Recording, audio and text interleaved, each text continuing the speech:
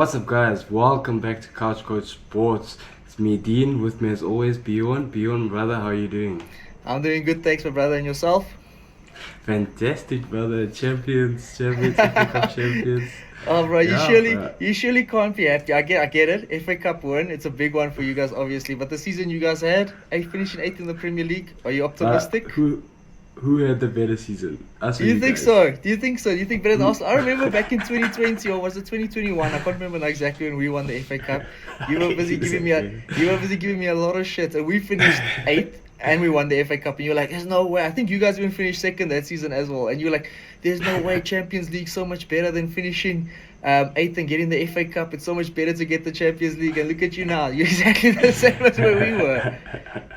But it's what comes with it, bro. It's like Europa. Look, bro. This is the worst season we've ever had. Yeah. You know what I mean?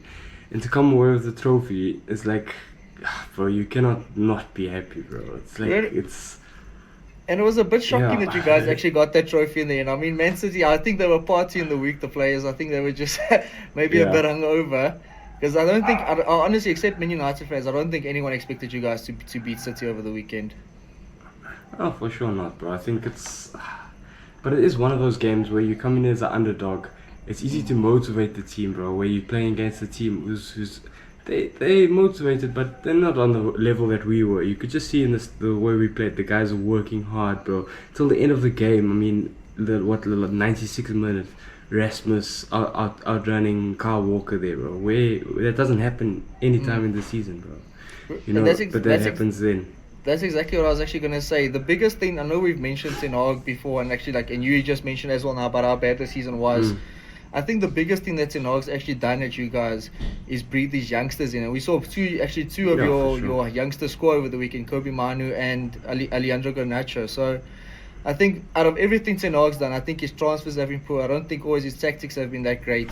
But I do think him actually breeding the youngsters has been a very positive for you guys. Has been a big positive for you guys this season. Yeah, but you remember what Zlatan said, where he saw Ten Hag as like a junior type of coach, because he always coached like guys when they're coming up, like Ajax, his best team, Frankie De Jong, De Ligt, all those guys when they were probably around what Garnacho and Maino are now. Mm. So that's also is also a truth to that. Like maybe he is that type of manager that's more of a development manager than an established manager, which isn't really a problem, bro. But I think he also needs to then take a step up to move on from a development type of manager to become that Pep Guardiola style of manager. But Yeah, the big question is, Yeah. is he gonna stay or is he gonna go, bro? I think personally, I think he's probably done for, even with the FA Cup win. I think the Ineos group, Sir Jim and them were actually probably, even though you guys obviously got the trophy, I think they might have been a bit upset with you guys winning, because I do think that their end goal is getting their own guy in. I don't think Ten Hag obviously is not their guy. They're looking Yeah. for their guy, and I think, and a lot of that I've been listening to a lot of other podcasts and stuff. I think the Ineos people believe Ten Hag's the guy before the guy. So the guy that will actually elevate you guys to the top level. He's the guy maybe that came and stabilized the side a little, brought in a few players, and I think that's actually one of my biggest criticisms of him is actually who he's brought in. I think his recruitment strategy has been very, very poor. He's only pretty much signed players that he's worked with before, and I don't necessarily think that's a good thing for the Premier League, as you need to adapt to the players that you already have. And I think he has struggled to actually work with players that have been at United before. I mean, you look at Jadon Sancho, the Ronaldo stories. I think that's a big thing for Ineos, and I think they're actually looking at getting Sancho back into the side. So personally, I think Ten Hag's going to leave.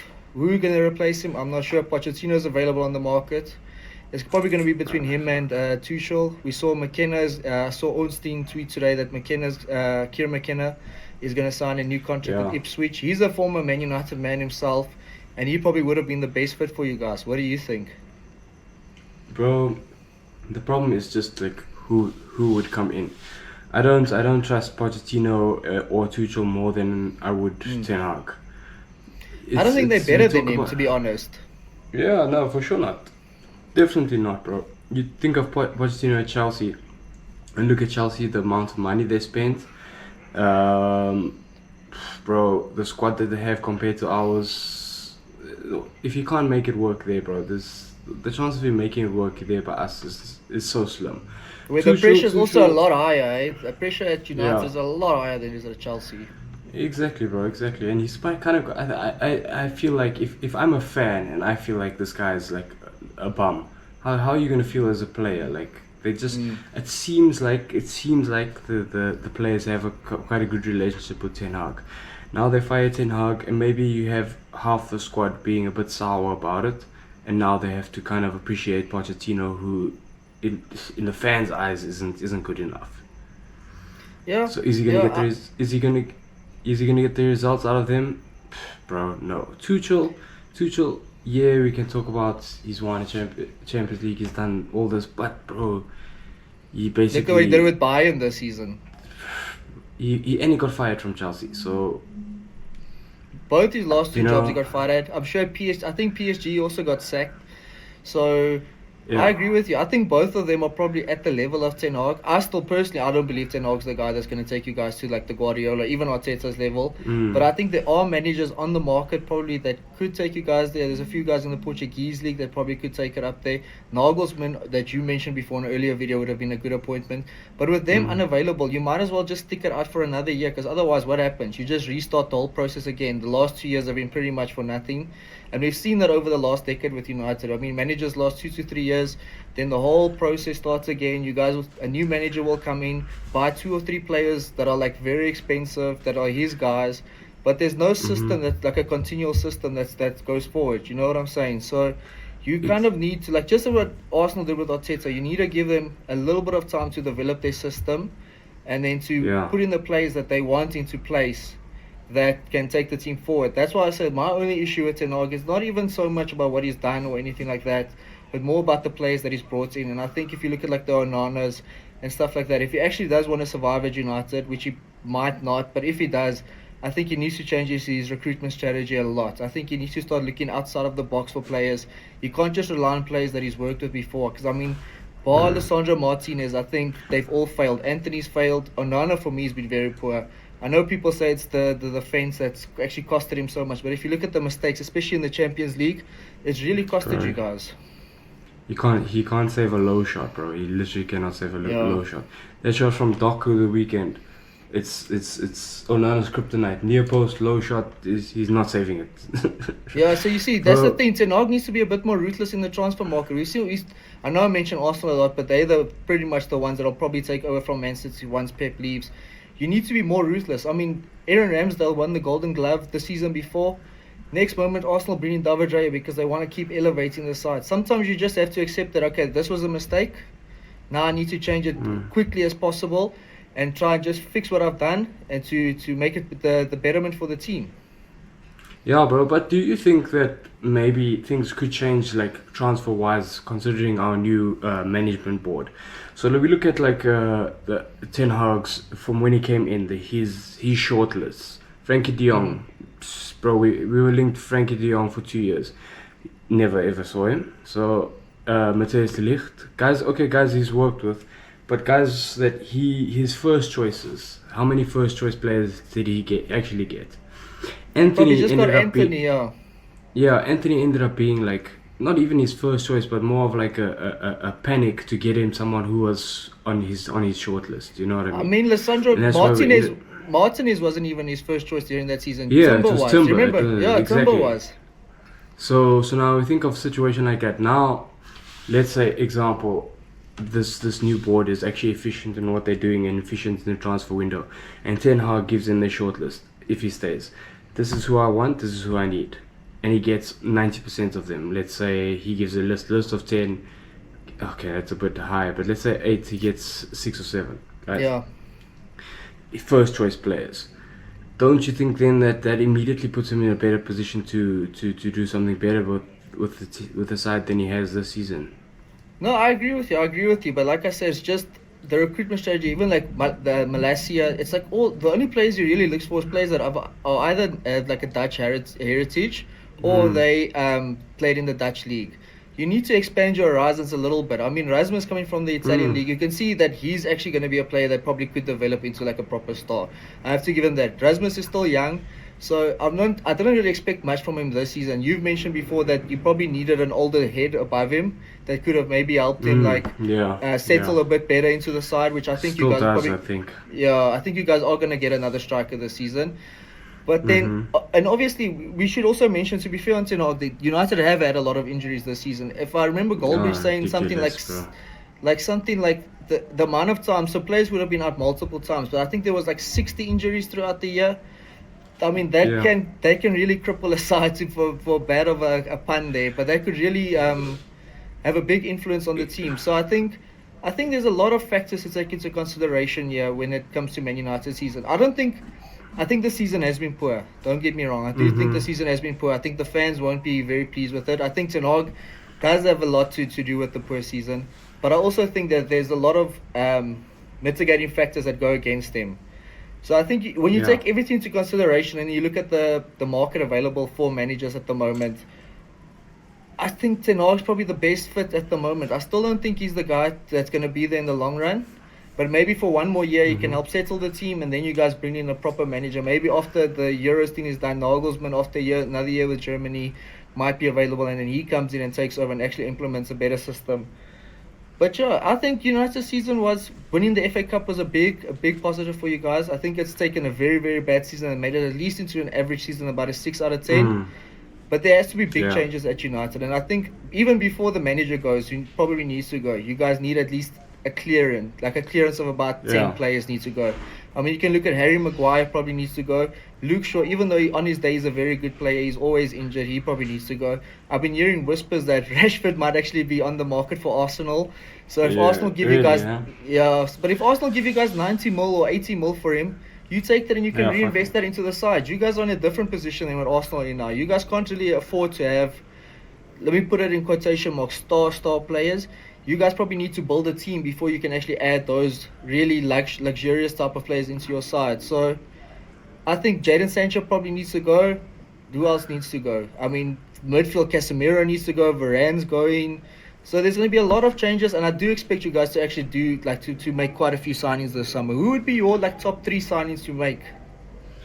Top 3, bro. I think obviously a striker. A striker is a difficult one, so you're obviously gonna have to spend a lot of money, bro. And it, depending on the type of role he's gonna play, is Højlund gonna be sitting bench, or is this guy gonna be coming to sit on the bench for Højlund?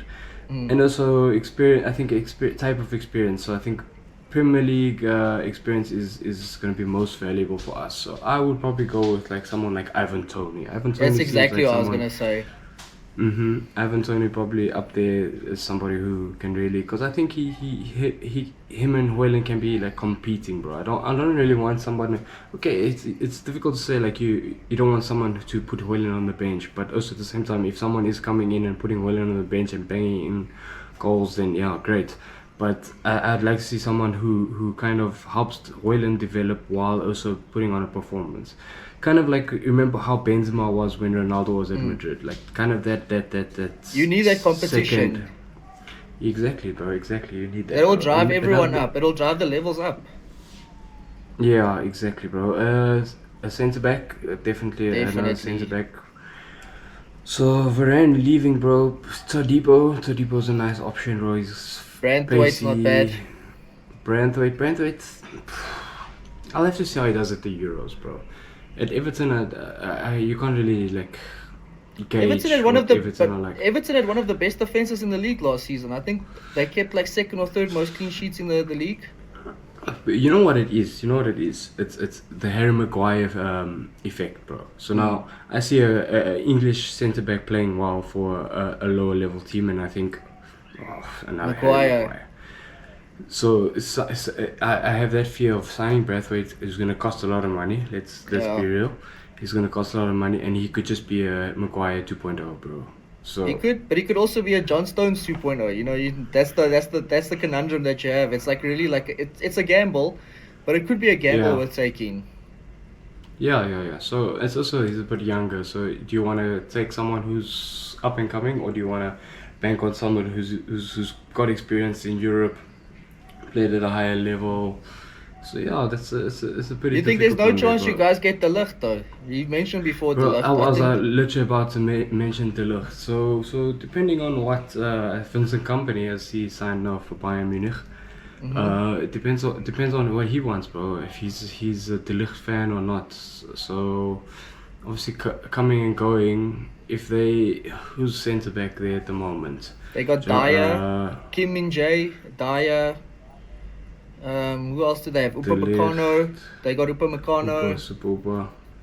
So there is room for him to leave, bro. So maybe that would be kind of ideal. Like De Ligt, if I think of Ten Hag wanted him, he kind of suits the Premier League, that big boy role.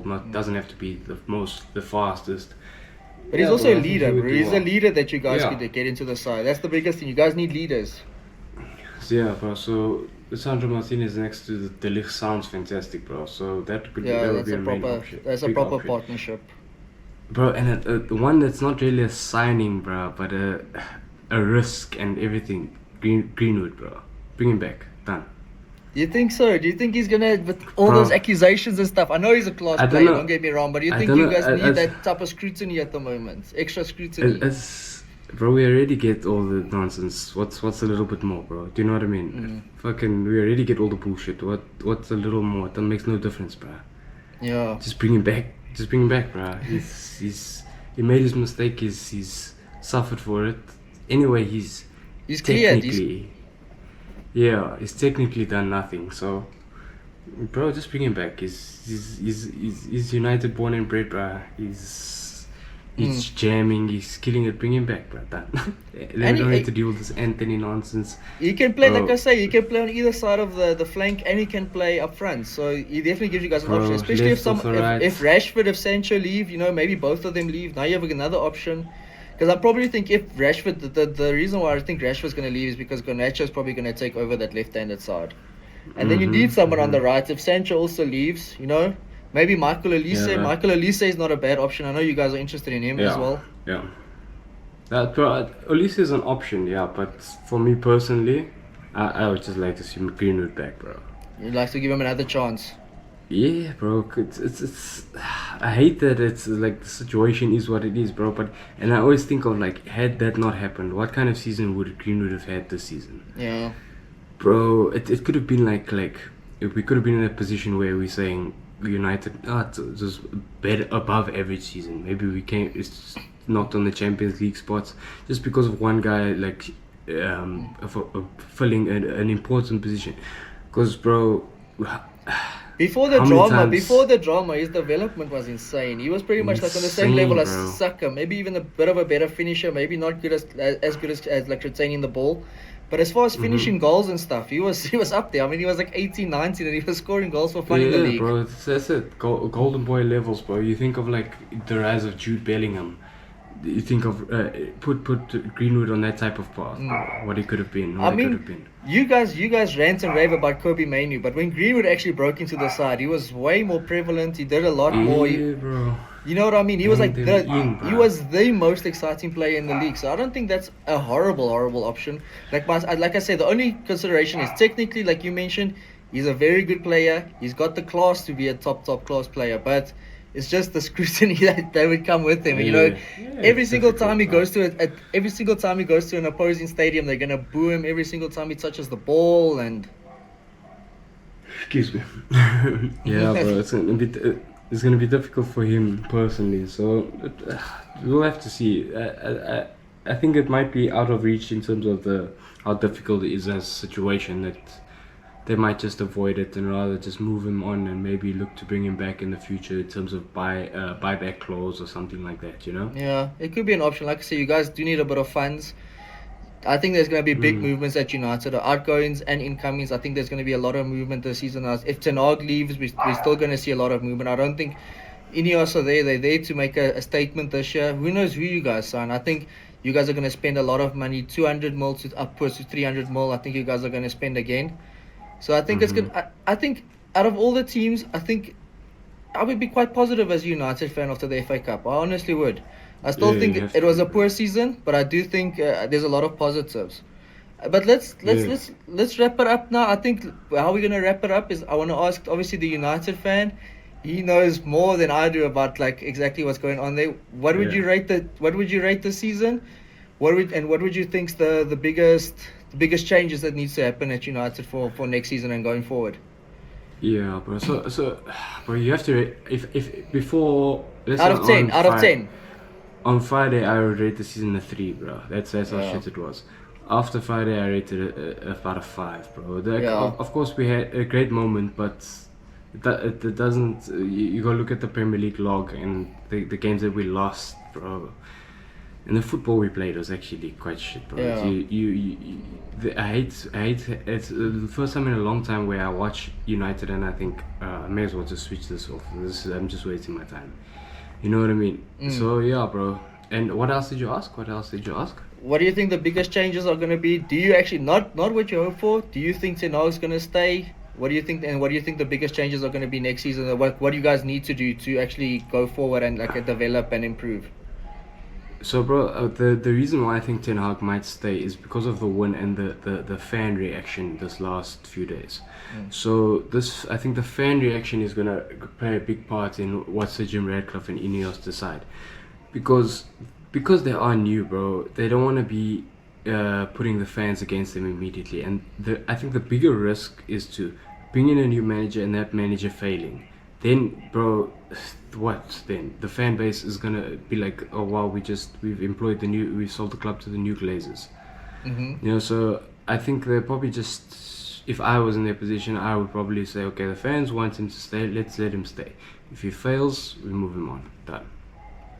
Okay, I personally think they're gonna go with someone else. That's just my thoughts. Yeah. I think they're gonna get their own guy, and I don't even think it mattered whether he won or lost this weekend. I just think they want their own guy. Now the only problem is like who's available. Like we mentioned, Pochettino, Tuchel, De Zerbi. I'm not really sure if anyone is better than him. That's my only cause of concern for you guys. But I do think they can actually let him go.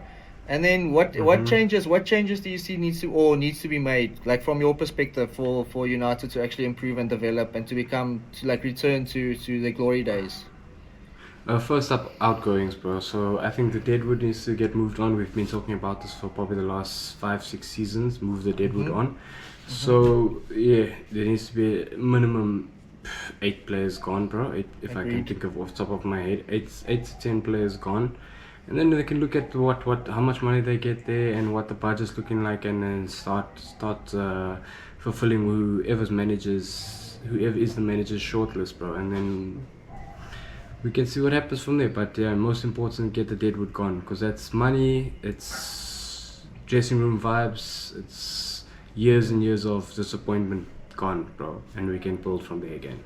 Completely agree with you, bro. I really do think that clearing out all those Yeah. players. I mean, there's some players still from the Van Gaal era, so I think getting rid of those players will definitely. I mean, there's Yeah. even still players from Sir Alex Ferguson's era. I mean, Luke Shaw was signed during Fergie days, so that just shows you that it really has been the recruitment strategy at United for outgoings and incomings have just been poor over the last Yeah. 10 years or so. So I think hopefully with Ineos, I mean, I hope you guys come back to where you were. I would love for Arsenal and United to be the top 2 teams again, like how it used to be back in the day. Yeah, bro. I'm so tired of 115 and all their freaking cheating and just how they like money, like they no heritage, no history. I would rather have it the glory days again. Really. Yeah. Even Chelsea and Liverpool come back. Let's just have it the top 4 again, just Yeah. fighting it out for the titles.